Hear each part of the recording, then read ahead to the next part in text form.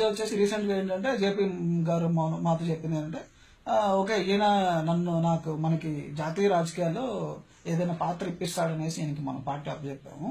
ఆయన ఏ పాత్ర ఇప్పించలేదు, అట్లాంటప్పుడు పార్టీ ఆయనకెందుకు, మనం అకౌంట్స్ అన్ని కూడా మనం హ్యాండ్ ఓవర్ చేసుకుందాం అనేసి పార్టీ సభ్యులతో ఆయన అన్నాడు. ఇప్పుడు ఏంటి మళ్ళీ సురేంద్ర శ్రీవాత్సవగా ఈయనకి నేషనల్ లెవెల్లో ఏదో ఒక రోల్ ఇప్పిస్తామన్నాడు, ఆ రోల్ ఇప్పించలేదు కాబట్టి ఇప్పుడు మళ్ళీ సురేంద్ర శ్రీవాత్సవ మీద కూడా రివర్స్ అయిపోయాడు. సో ఎప్పటికప్పుడు ఆయన స్వార్థం కోసం పార్టీలో ఉన్న నాయకులను కానీ పార్టీని కానీ ఆయన వాడుకుంటూ వస్తూ అక్కడ మీకు ఇంకొన్ని ఎగ్జాంపుల్స్ చెప్తా. కూకట్పల్లిలో రాజమౌళి గారి కిరవాణి గారి వైఫ్ ఉన్నారు వల్లి గారు, ఆవిడ పనిచేస్తా ఉండేవారు. ఆవిడకి చాలా మంచి పేరు వస్తుంది. అక్కడ మంచి పేరు వస్తుండేసరికి ఈయన కొంతమంది అనుచరుల చేత ఆవిడ మీదకి రివోల్ట్ చేయించి ఒక పంచాయతీ పెట్టించారు. ఆ పంచాయతీలో ఏంటంటే జేపీ గారు వల్లి గారికి చెప్పింది ఏంటంటే, ఏమండి ఇలా మీరు కూకట్పల్లిలో పనిచేస్తే మిగతా వాళ్ళకి గుర్తింపు రావట్లేదు అనేసి వాళ్ళు బాధపడుతున్నారు, మీరు కూకట్పల్లి కాకుండా వేరే చోటుకి వెళ్ళిపోయేసి అక్కడ పని చేసుకోండి అని చెప్పి. ఆవిడేంటంటే నాకేం పట్టింది కర్మ, నేను వెళ్ళి ఇంకో నియోజకవర్గంకి వెళ్ళి పని చేసుకోవాల్సిన కర్మ ఏంటి, ఇక్కడేదో మంచి పని చేద్దాం అనేసి వస్తే మీకు వద్దని అనుకుంటే నేను హ్యాపీగా వెళ్ళిపోయి ఇంట్లో కూర్చొని నా పనులు నేను చేసుకుంటానని ఆవిడ హ్యాపీగా వెళ్ళి సినిమాగా పనులు ఆవిడ చూసుకుంటున్నాం. అంటే ఏంటి, ఈయనకు తప్పించి లోక్సత్తాలో ఇంకో వాయిస్ ఉండకూడదు. ఎవరైనా ఎదుగుతున్నారు అని అంటే వాళ్ళని తొక్కేస్తాడు. సివిఎల్ నరసింహారావు అని ఒక ఆయన ఉన్నాడు, ఆనంద్ సినిమాలో ఫాదర్ క్యారెక్టర్ చేస్తుంటాడు, కొద్ది పాపులర్ యాక్టర్. ఆయన కూడా అంతే, ఆయన సికింద్రాబాద్లో ఎంపీగా కంటెస్ట్ చేసి 60,000 ఓట్లేమో వచ్చాయి. ఆయన కూడా కొన్ని విషయాలు ఆయన విమర్శించాడు, ఆర్గనైజేషన్ ని సరిగ్గా రన్ చేయట్లేదని విమర్శించాడని ఆయన తొక్కేశాడు. మిత్ర అని ఒక ఆయన ఉన్నారు ప్రజారాజ్యంలో యాక్టివ్ గా ప్రమోషన్, ఆయన కూడా ఇంతే. అందరూ అడిగేది ఏంటంటే నువ్వు పార్టీని డిక్టటోరియల్ మెథడ్ లో రన్ చేయొద్దు, డెమోక్రాటిక్ గా ప్రతి జిల్లాల్లో నిజాయితీగా పనిచేసే వాళ్ళకి బాధ్యతలు అప్పచెప్పి పార్టీని ఎక్స్పాండ్ కానివ్వు అని చెప్పి అందరు రిక్వెస్ట్ చేస్తారు. ఎవరైతే రిక్వెస్ట్ చేస్తారో వాళ్ళు సైడ్ చేయించడం, ఈయన చంచాలతో వాళ్ళ మీద రివర్స్ అవ్వడం, గ్రూపిజం క్రియేట్ చేయించడం, మొత్తానికి పార్టీలో నుంచి వాళ్ళని బయటకు పంపించడం, ఇది ఏం చేసే పనులు.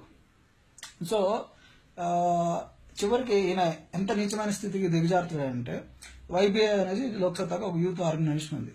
పాపం అజీజ్ అనేసి ఒక అతను దాన్ని స్టార్ట్ చేశారు. వాళ్ళు స్టార్ట్ చేసి యాక్టివ్గా దాన్ని ముందుకు తీసుకెళ్తున్న టైంలో వాళ్ళకి మంచి పేరు వస్తుందని చెప్పేసి వాళ్ళని కూడా పార్టీ నుంచి, వాళ్ళని కూడా ఆర్గనైజేషన్ లో వాళ్ళ ప్యారలల్ గా కొంతమంది ఈయన అనుచరుల్ని తయారు చేసి ఈ అనుచరులు వాళ్ళ మీద రివర్స్ అయ్యేటట్టు చేసి ఆ పంచాయతీలో ఆ అజీజ్ అనే వ్యక్తి ఎవరైతే నిజాయితీగా పనిచేస్తున్నాడో ఆయన అవమానించి ఘోరంగా తిట్టి, ఇక్కడికి వచ్చే వాళ్ళంతా సెన్సిటివ్ వాళ్ళు ఉంటారు. వాళ్ళు ఏంటంటే ఇలా తిడితే లేదంటే జేపీ గారు అంటే ఒక అభిమానం ఉండి ఈయనేదో న్యాయం చేస్తాడని అనుకుని వచ్చిన తర్వాత ఈయన పార్షియల్ గా స్వార్థంగా వ్యవహరించిన తర్వాత వాళ్ళు హట్ అయిపోయి బాధపడిపోయి ఆ పాపం అతను ఏడ్చుకుంటూ వెళ్ళిపోయాడు. ఇంకా ఆ రోజు నుంచి ఈ రోజు వరకు అతను మళ్ళీ తిరిగి రాలేదు. ఆయన చాలా అన్నా హజారేతో క్యాంపెయిన్స్ చేయించడము, తర్వాత చాలా మంచి కార్యక్రమాలు కార్పొరేట్ కంపెనీస్ లో సెమినార్స్ కండక్ట్ చేయించడం, చాలా కార్పొరేట్ ఎంప్లాయీస్ తీసుకురావడం, యూత్ లో బాగా తీసుకెళ్లారు. సో ఇలా ప్రతిసారి ఆయనకి ఏంటంటే ఆయన ఒక్కడే మీడియాలో కనిపించాలా, కొత్త రాజకీయం అంటే ఆయన ఒక్కడే వాయిస్ వినిపించాలా, మీడియా ఆయన ఒక్కడే టీవీ డిబేట్స్ లో పిలిపించాలా, ఆయన ఆ ఫండింగ్ అది రేస్ చేసుకునేసి ఆయన ఇంకో పని లేదు, ఏదైతే ఈ పొలిటికల్ గా ఫండింగ్ వస్తుందో దీని నుంచి ఆయన కుటుంబం పోషించుకోవాలా. సో ఆ డబ్బులన్నీ రేస్ చేసుకునేది ఆయన వాడుకోవాలి. ఇక్కడ నెంబర్ 2 వాయిస్ ఉంటే ఏంటంటే ఫండింగ్ కూడా మిగతా వాళ్ళకి వెళ్ళిపోద్ది, మీడియా కూడా మిగతా వాళ్ళని పిలుస్తుంది.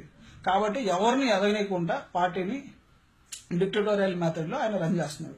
సో ముందు ఈయన సమాజానికి ఏంటంటే ఈయన పార్టీ పరిస్థితి ఏంటి, ఈ రోజు అసలు లోక్సత్తా ప్రెసిడెంట్ ఎవరు, సురేంద్ర శ్రీవాత్సవ, జయప్రకాష్ నారాయణ. సురేంద్ర శ్రీవాత్సవ ప్రెసిడెంట్ అయితే అసలు ఏ ప్రాతిపదికన ఆయన ప్రెసిడెంట్ అయ్యాడు, అసలు ఇంటర్నల్ ఎలక్షన్స్ లోక్సత్తాలో సరిగ్గా జరుగుతున్నాయా లేదా, దీని గురించి అసలు ముందర ఆయన ప్రజలకు సమాధానం చెప్పాలి. సమాధానం చెప్పిన తర్వాత మిగతా జేఎఫ్సీ క్రెడిబిలిటీ గురించి కానీ ఇంకొక దాని క్రెడిబిలిటీ గురించి కానీ అప్పుడు ఆయన క్వశ్చన్ చేస్తే బాగుంటుంది. సో నేతి బీరకాయలో నెయ్యి ఎంత ఉందో ఈయనలో జయప్రకాష్ నారాయణలో నీతి కూడా అంతే ఉంది. అండ్ ఇంకా కొన్ని విషయాలు ఏంటంటే ఇతనికి భయంకరమైన ఫ్యూడలిస్టిక్ మైండ్ సెట్ ఉంది. నేను 2014 ఎలక్షన్స్ అప్పుడు ఈయనకి ఒక ప్రపోజల్ ఇచ్చాను, ఏమనంటే ఆంధ్రాలో బీసీ ఎస్సీ ఎస్టీలకి సరైన నాయకులు లేరు, మీకు అందరూ మిమ్మల్ని న్యూట్రల్ గా చూస్తారు, సో కాబట్టి వాళ్ళ హక్కుల కోసం మీరు పోరాడండి, పోరాడితే మీరు అనుకున్న ఆలోచనలు వాళ్ళ ద్వారా ఇంకా ప్రజల్లోకి బాగా వెళ్తాయంటే ఏం చెప్పింది ఏంటంటే అసలు బీసీ ఎస్టీలకి వాళ్ళకి నాయకులు అయ్యే లక్షణాలు ఉన్నాయా, వాళ్ళు ఎంతసేపు రెడ్డిల కిందో లేదంటే కమ్మోల కిందో పనిచేయాల్సింది తప్పించే వాళ్ళు నాయకులు అయ్యే పరిస్థితి ఉందా అని చెప్పేసి. సో అది ఈయన ఫ్యూడలిస్టిక్ మైండ్ సెట్. ఈయన కుల పిచ్చిపోవాలి అది ఇదని మాట్లాడతాడు. ఈ మధ్య